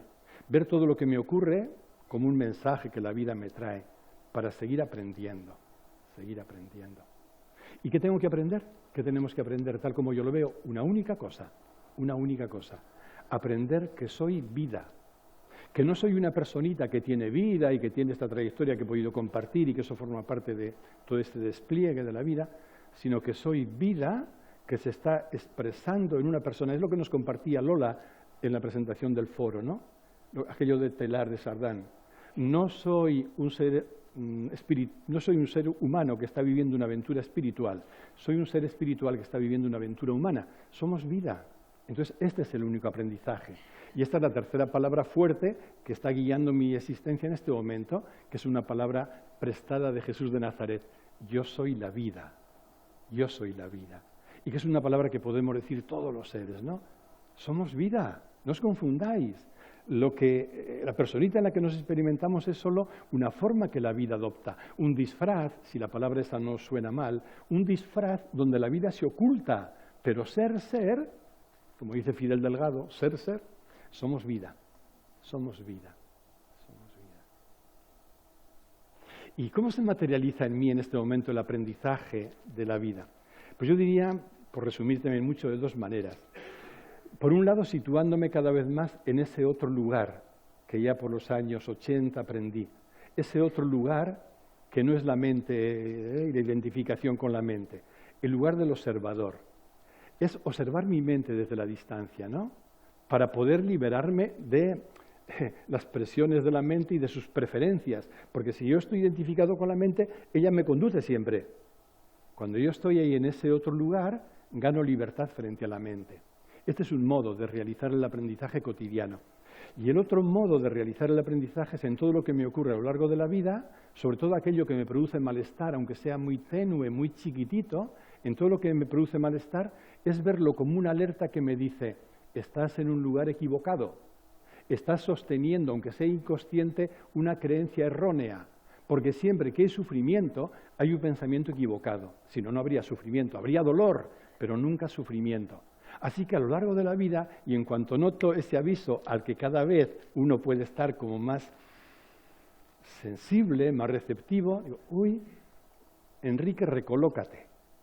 Sal de la creencia que te mantiene en el yo separado y ánclate en la comprensión de que eres vida. Y ahí estoy en todo ese trabajo, ¿no? Que yo llamo un trabajo de reeducación. ¿Reeducación de qué? De dos cosas fundamentalmente, de inercias y de condicionamientos. Reeducación de inercias mentales, porque yo a veces no salgo de mi asombro de decir, pero ¿cómo con la comprensión que se me ha regalado todavía mi mente funciona como si no se hubiera enterado?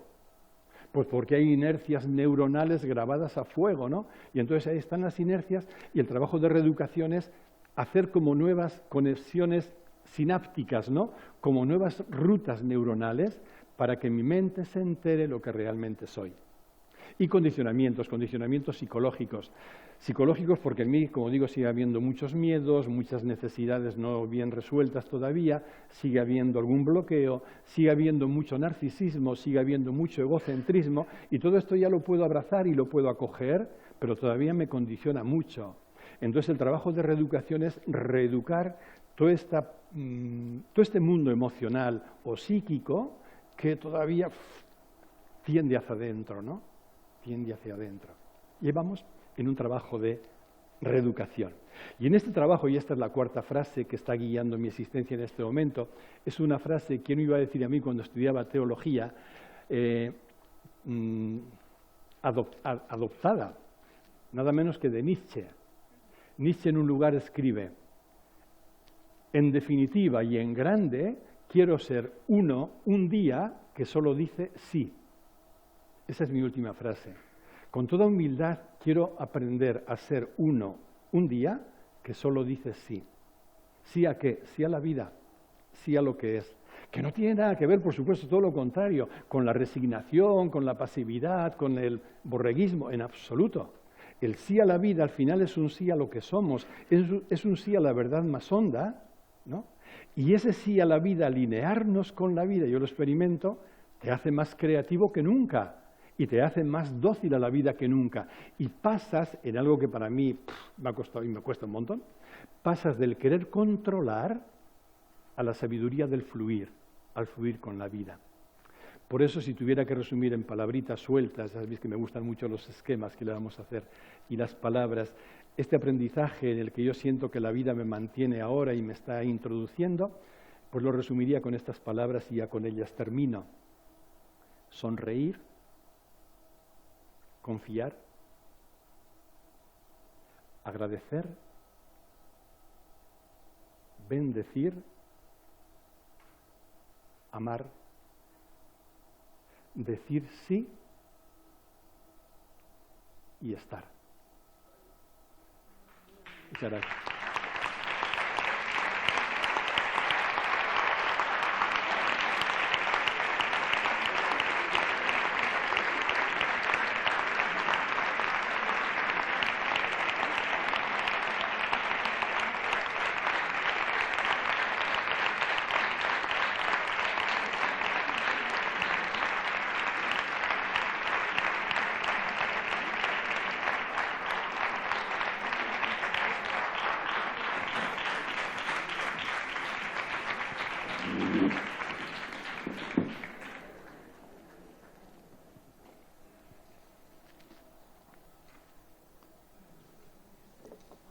Muchas gracias, Enrique, por compartir tu vida y tu sinceridad. Se abre ahora un turno de preguntas para aquellos que la querráis realizar.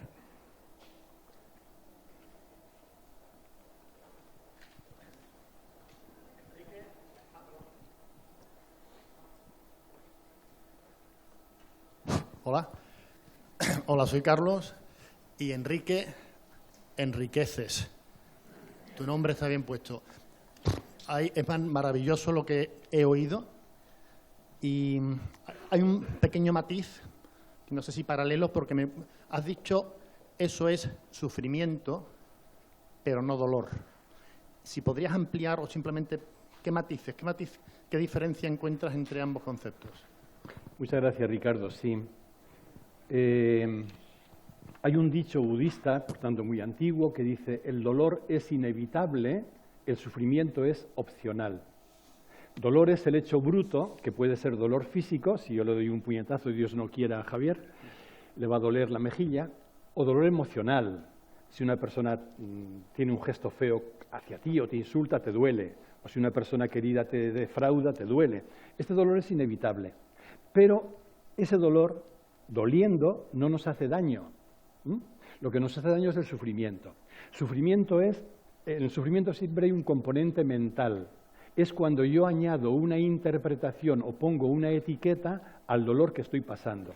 Por ejemplo, si me duele algo y yo digo, esto no debería estar pasándome, ahí estoy generando sufrimiento. Entonces el sufrimiento siempre se produce por dos motivos, y los dos mentales. O bien porque yo resisto el dolor y la propia resistencia me hace sufrir. Si yo tengo una enfermedad X y en lugar de aceptar la enfermedad la resisto, mientras la resista sufriré. De hecho, si quito la resistencia, el dolor seguirá, pero el sufrimiento no. Y el otro modo en el que generamos el sufrimiento es, como te digo, cuando la mente se cuela y introduce alguna etiqueta, o le pone una etiqueta al dolor que hay ahí, ¿no? En definitiva, las etiquetas se pueden reducir a una. Esto no debería estar pasándome. En cuanto dices eso, a sufrir. ¿Y por qué sufrimos? Porque nos desalineamos de la vida. En lugar de decir sí a lo que hay, que repito, no es resignación, porque luego saldrá la acción que tenga que salir, la acción adecuada, en lugar de decir sí a lo que hay, nos ponemos enfrentados a la vida y siempre que nos enfrentamos a la vida sufrimos. Por eso, esto no es un dicho budista, pero podía haber sido igual, con todo el respeto, con toda delicadeza, que yo sé bien lo que es sufrir. Pero dicho brutamente, como hablan en mi pueblo, sufre el que quiere. Por motivos inconscientes muchas veces. ¿Por qué sufre el que quiere? Porque el sufrimiento siempre lo pone en mi propia mente. Nadie ni nada puede hacerme sufrir. Pueden provocarme dolor, pero no hacerme sufrir.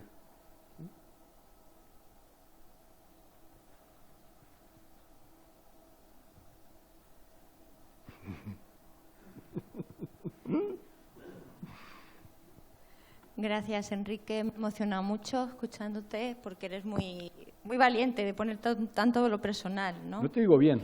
Que eres muy valiente, me he emocionado escuchándote porque has puesto mucho lo personal, ¿no? Y me ha encantado. Y he resonado con cosas, sabes que siempre tengo preguntas, pero bueno, con una, esto de la voz, ¿no? O las voces que nos guían, que parece que a mí me pasa como que digo, esto es mío, pero no es mío, y sé que es algo bueno, pero a la vez desconfío. Es como que digo, va, esto me lo estoy inventando. O no me quedo ahí escuchando, como que no me lo tomo en serio. Y entonces, cuando tú has contado tantas veces esto, bueno, no sé, que hay algo que me bloquea ahí, ¿no? Como o me da miedo, o creo que viene de fuera, pero no sé, me gustaría que hablaras un poco más de esto, ¿no? De cómo poder atender más a esto o confiar en eso, ¿no? Sí, es verdad, tampoco es que me parece que resulte demasiado fácil, por supuesto, hablar de ello, incluso tener como claridad completa de qué es una cosa y qué es otra.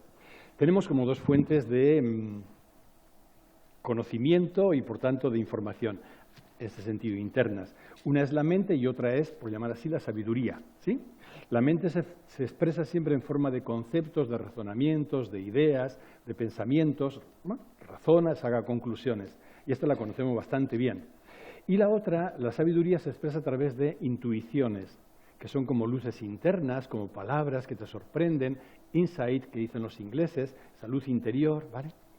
Pero claro, nuestra mente es muy sutil y muy astuta, y a veces nos puede hacer creer que es intuición lo que solo es un capricho pasajero, y a veces puede decirnos que lo que es intuición es una mentira, con lo cual eso requiere también una práctica para ir afinando la capacidad de comprender.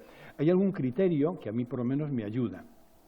Un criterio es que la intuición siempre te sorprende, porque si no te sorprendiera sería algo mental, que yo ya estoy ahí elucubrando, pero de pronto, ¡pum!, te sorprende y te deja quieto, te deja clavado, ¿no? Vale. Otro síntoma claro de intuición es que es desapropiada. La intuición nunca viene como para responder a tu ego, ¿no? A lo que me gustaría, a mí. No. Es algo que va por el camino de la desapropiación, por el camino del soltar y con mucha frecuencia por el camino del desconcierto.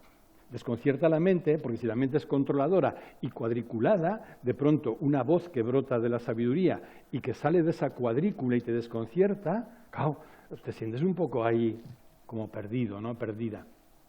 Y sin embargo, la intuición, si es tal, no miente nunca. Porque es la voz de la sabiduría, o si queréis, la voz de la vida. La intuición no sabe mentir. Nos podemos mentir o engañar nosotros, como digo, al tomar por intuición lo que no es. Pero la intuición en sí misma no miente. Y además yo creo que a medida que vamos afinando nuestra capacidad de escucha, la vida cada vez nos habla más en forma de intuiciones y nos vamos familiarizando con ellas.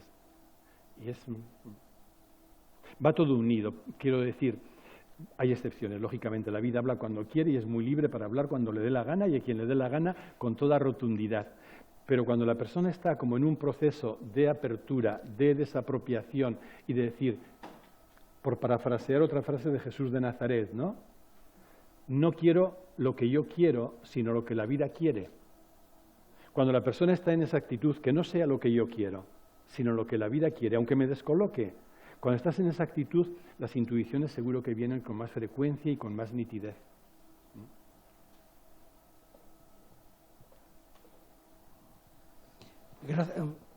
Gracias, Javier. Aquí. Sí. Ponte cerquita para que te puedas... Esto que has comentado es muy interesante porque no es una pseudoalucinación auditiva. ¿No es una? Pseudoalucinación auditiva, que sería racionalista, sino que es desde el fondo. Utiliza la palabra intuición muy bien. Creo que también comparto en eso mi experiencia. Y la segunda cosa a compartir contigo es cuando comentas tu noche oscura. Esa noche entera ahí, muy bonito, gracias. El paso al fondo de tu vida.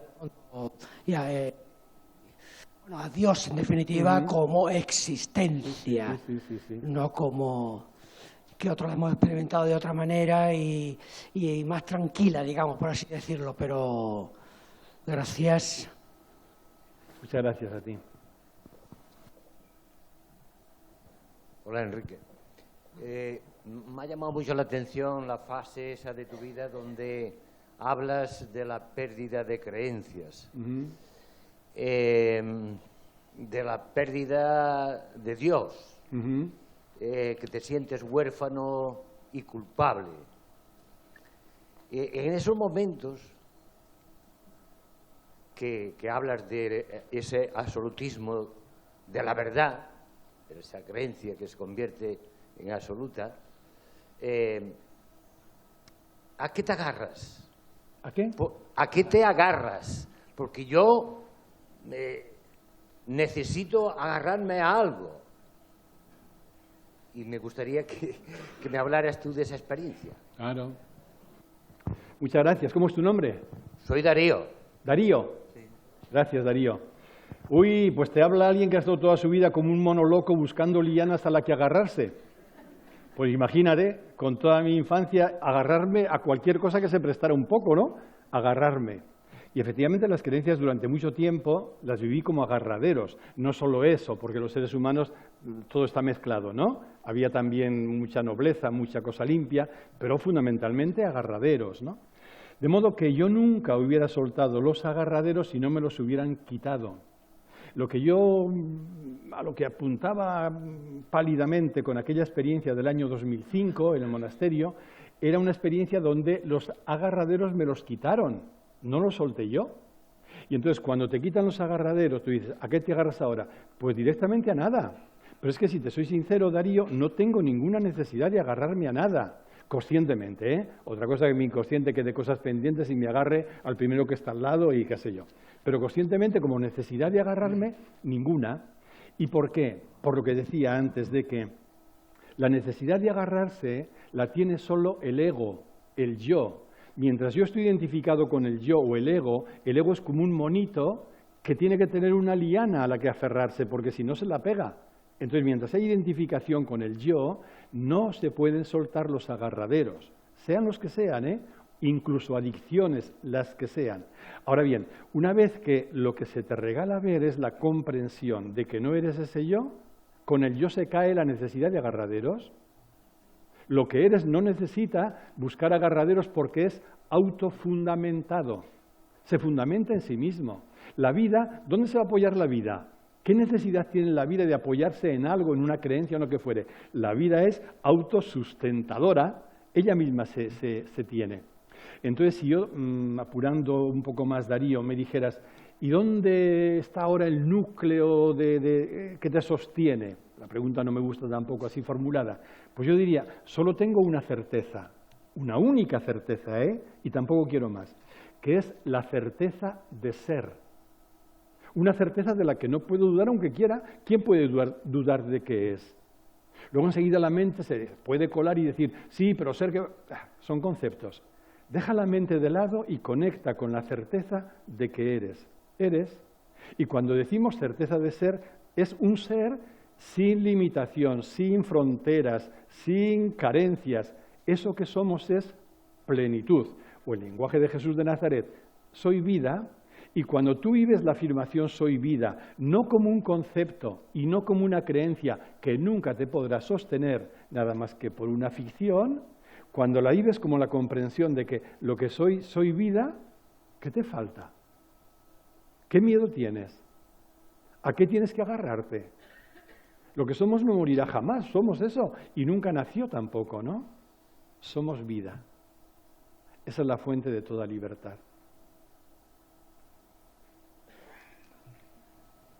Aquí delante había alguien, sí. Nuria, sí. Le han dado palabras de atrás, creo. Ah, ya. Bueno, en primer lugar, gracias por tu exposición y por tu valentía. A ver si me explico. Cuando has dicho que Dios no puede ser pensado, pero yo necesito ser persona y pensar para pensar en Dios. pensar una idea de Dios. No te oigo, ¿necesita? Ser persona pensante Sí. para tener una idea de Dios. Porque Sí. un animal, una planta, no puede tener idea de Dios. Claro. Y después, cuando has hablado de la caída de creencia, yo estoy un poco en esa fase. Y has hablado de dos sentimientos. De orfandad, con el que me siento muy identificado con lo que has dicho y lo siento, y culpabilidad. ¿Me podrías aclarar o hablar un poquito más de esos sentimientos, sobre todo? Sí, no Gracias. sé si... Gracias a ti. ¿Tu nombre es? Inocencia. Inocencia. Hombre, con ese nombre lo tienes chupado. Gracias, Inocencia. No sé si se puede hablar mucho, si yo puedo hablar mucho más de eso, ¿no? En mi caso, las creencias, fíjate, te voy a dar solo un ejemplo. Cuando yo tenía 23 años, hablando con José Antonio Pagola, justamente, yo llegué a decirle, para que te hagas idea de lo que era para mí la creencia, llegué a decirle, José Antonio, si a mí ahora alguien me demostrara que Jesús no había resucitado, yo me suicidaba. Hasta ese punto, o sea, de ahí vengo yo de creencias. Entonces quiero decirte que las creencias, tal como en mí se dieron, llevaban muchísima carga afectiva, mucha carga de afán de seguridad, de lo que estábamos hablando ahora con él, ¿no? Con Darío. Pero mucha carga afectiva, porque claro, mi relación con Dios no es una relación aséptica. Mi relación con Jesús era mi relación con el que llenaba mi vida de sentido. O sea, unas relaciones con una carga afectiva tan grande, cuando esas creencias se cae también la carga afectiva. Y eso significa duelo, y duelo muy doloroso. Significa orfandad. Orfandad. Has perdido aquellas referencias que de pronto parecía que poblaban tu vida, que te garantizaban protección, seguridad, apoyo, respuesta, y todo aquello se cae. Y se cae no porque tú los tires, sino porque de pronto ves que te las han tirado. O sea, que se han caído porque no podían sostenerse. Y la culpa va unida a eso. Yo también vengo, claro, no he hablado de la culpa, pero en mi caso la culpa y el perfeccionismo no caben en esta sala, ¿no?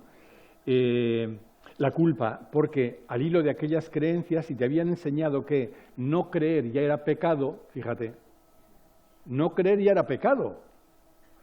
Pues y además, después de ser un creyente tan grande como yo, dejabas de creer, era pecado al cuadrado. Así que la culpa era monumental. Vale. Sin embargo, por suerte, la vida iba diciéndome al mismo tiempo la certeza de que es lo que tienes que vivir ahora. Esto con respecto a la orfandad y la culpa. Con respecto a las ideas, claro que sí, Inocencia. Todo lo que son ideas, conceptos y creencias nacen de la mente, no pueden nacer de otro lugar, ¿no? Entonces, los teólogos, ¿qué hacen? Pues desarrollar su mente para pensar a Dios. A mí me parece que eso no sirve para nada, pero el que crea que sirve, pues adelante, ¿no? Pero lo que nace de la mente, tú decías bien, son solo ideas, son creencias. Y además esto no he dicho nada, pero las creencias son un obstáculo para abrirnos a la verdad, que esa es otra, ¿no? Son conceptos, son construcciones, son objetos, ¿vale? Pero una persona que se maneja ahí es todo libre de hacerlo, como digo, cada persona está donde tiene que estar y es totalmente respetable su momento siempre que no haga daño a los demás con sus creencias, pero solo serán ideas.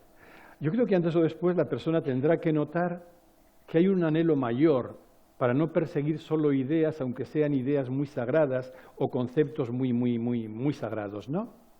Y ese paso de lo que es la idea a lo que es la vivencia, ahí es donde insistía tanto, que me parece que requiere el silencio de la mente. Acallar la mente y decir, bueno, yo ya sé lo que la mente da de sí, yo sé lo que la mente fabrica, pero cuando yo acallo la mente, ¿qué se me empieza a mostrar? ¿Qué puedo ver? Y aquí me viene ahora una frase de Billy Gies Jagger, otro hombre al que admiro mucho. Billy Gies dice, Dios no quiere ser pensado, Dios quiere ser vivido. Y como te decía antes, hablando del paso de mi comprensión, de mi personalidad a la identidad, con Dios y con Jesús me ha pasado exactamente igual.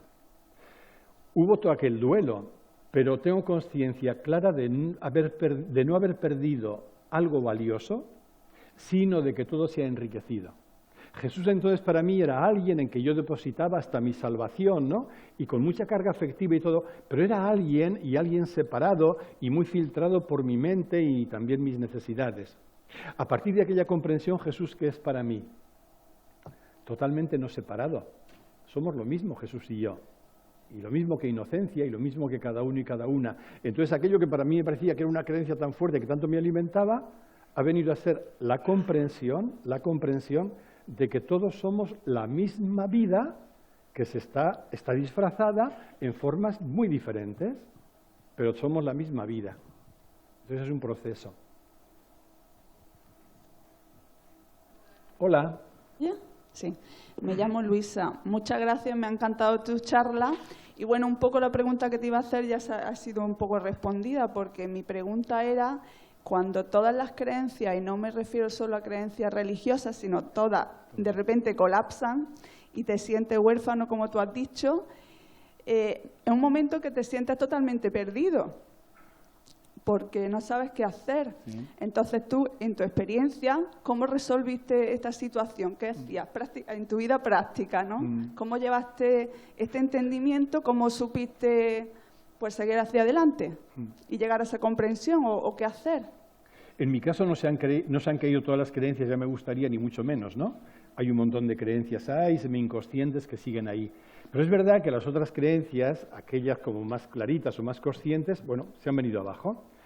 Lo que a mí me ayudó en aquel momento, que también fue un regalo, porque tampoco fue algo buscado, fue lo que estoy repitiendo todo el rato, la comprensión que me aportaba la certeza de ser. Es una comprensión. Entonces, de pronto ya no te sitúas en el nivel mental, esta creencia, aquella, esta me encaja más que la otra. Todo eso son mapas. Estás en otro lugar. Esa comprensión silenciosa, pero totalmente elocuente. Y entonces, de mi parte, lo que yo me sentí llamado a vivir fue únicamente perseverancia para permanecer en el lugar de la comprensión. Eso requería o requiere la práctica meditativa, la práctica del silencio, a lo largo del día estar con un guiño permanente ahí, porque al final es una cuestión de lugar. ¿Dónde estoy yo? ¿En la mente o estoy en la identidad? ¿Estoy en lo que soy? ¿En la mente o en la sabiduría, si esa palabra vale? Y según en qué lugar estás, ¿sabes qué descubres? Que cuando estás en el lugar de la comprensión no tienes ninguna pregunta. Ni te preguntas por las creencias, ni qué creo, ni qué dejo de creer. No, porque esas cuestiones solo le interesan al ego, al yo, como al mono que necesita lianas para no caerse al suelo, necesita agarrarse, pero solo al ego. Cuando se te regala dar el paso del ego a la comprensión de lo que eres, de pronto dices, si no tengo ninguna pregunta, ¿no? Sí. Hola. Hola. Hola, Enrique. Mi nombre es Pablo y yo quiero hacer una pregunta, una reflexión ligada a la pregunta y después al final quisiera compartir una experiencia. Claro. A ver si soy breve. Me alegro. Vamos a ver. La pregunta es, bueno, por supuesto estoy con todos los halagos que se te han hecho. Y precisamente por eso viene la pregunta. Pregunta en forma de consejos o pautas o recursos que te quiero preguntar con los que tú personalmente puedes gestionar tu ego cuando recibes todos esos elogios y todo eso con lo que se te halaga. La reflexión consiste, la reflexión que quiero hacer es en que de alguna manera el mero hecho de formular esta pregunta que te estoy haciendo, en mí yo percibo un ego que me dice, si haces esta intervención es por tu ego. Pero es que si no la haces, también es por tu ego. Por lo tanto, y ahora, a lo mejor soy aquello o podríamos decir aquello de Juan Palomo, yo me lo guiso, yo me lo como, porque voy a compartir una experiencia que de alguna manera me hace trascender este ego. ¡Qué bien! Que es lo que quiero que tú después, por otro lado, bueno, pues, en fin, la experiencia, al hilo también de lo que has comentado de la frase yo soy todas las cosas, sí. La experiencia fue una vez, bueno, pues que en una circunstancia completamente cotidiana de la vida, yo iba con mi mujer, que está aquí presente, íbamos en el autobús, y en el momento en el que yo estaba subiendo las maletas a la parte de arriba del asiento, me vino y tal y como me vino, se lo comenté, lo compartí con ella. Y la experiencia fue, oye, me acabo de dar cuenta de que la frase de Jesús, yo soy el camino, la verdad y la vida, no se estaba refiriendo a él, se estaba refiriendo a él, a ti, a mí y a todos los que estamos aquí. Claro, ella, conforme le digo esto, su reacción fue, cállate la boca y siéntate que como nos escuchen, van a pensar que estamos locos, ¿no? Bueno, pues esta es mi exposición. Y yo lo que quisiera era, bueno, pues, ¿de qué manera gestionas tú también ese ego? Porque a mí me provoca mucha incertidumbre y mucho no saber. Y quiero que, en cierto modo, esta experiencia, pues claro, a todos nos enriquece. Claro. ¿No? Como tú has compartido tu experiencia, que ha sido tan enriquecedora y tan, como ha dicho precisamente Carlos, que es mi hermano, que enriqueces, ¿no? Nada más. Gracias, Pablo. Te he de decir que ese interés por encontrar la respuesta también es de tu ego, ¿no? Gracias porque has hecho un 3 en 1 bastante interesante. Efectivamente, empezando por el final, esa frase, como las otras de Jesús, todo lo que dice Jesús lo puede decir todo ser humano, sin ninguna excepción y sin ningún atenuante. Porque, como ha dicho bien, el que habla ahí es un sabio, no es el carpintero de Nazaret, si me permitís esto. Jesús no habla desde su personaje, habla desde su identidad. Cuando Jesús dice yo soy la vida, no está diciendo ese carpintero de Nazaret que tiene las manos encallecidas es la vida. No, yo soy la vida está hablando, no es Jesús, el personaje dice yo soy la vida, es la vida la que es Jesús, que la cosa cambia. Cuando yo decía en aquella comprensión lo que vi, no es que yo era todas las cosas, aunque luego la frase tenga que resumirse ahí, sino que eso que es todas las cosas es también yo. Por tanto, no hay ningún yo que se apropie. Y cuando se vive así la comprensión, no hay riesgo ninguno de apropiación. ¿Cómo vivo los halagos? Pues bueno, a lo largo de mi vida primero los viví como no creerme decir, se han equivocado, deben ser para el vecino, ¿no? Porque, claro, yo no podía sentirme objeto de ningún halago. Luego la apropiación. Joder, ya empiezo yo aquí a tener algo, ¿no? Etcétera. Y ahora estoy aprendiendo a vivirlos como que me traspasaran y dijeran dos cosas, dicen. Primero, no hago nada, yo no soy aquí el hacedor de nada, es la vida la que merece todo reconocimiento, gratitud y admiración. Y por otro, este que me halaga no me conoce mucho. Tendría que estar alguna temporada con Ana, mi compañera, para que le bajara un poco los humos del halago ese, ¿no? O sea que no afecta nada. Pero sí te diré una cosa. Para mí un criterio decisivo para no caer en la trampa de lo que puede ser el halago es siempre la desapropiación. Si tú dices, anda, lo que dijo Jesús, yo soy el camino, la verdad y la vida, somos todos. Y tu mujer te mira de medio lado y tú dices, jo, aquí he estado yo, esto ya... Ahí hay apropiación, eso es sospechoso. Pero si tú dices, uy, esto lo digo porque en mí se ha dicho, pero no me lo apropio, eso tiene buena pinta. Bueno, ya finalizamos el turno de preguntas y reiterar las gracias a Enrique. Y ahora José nos va a dar una serie de avisos, así que esperar un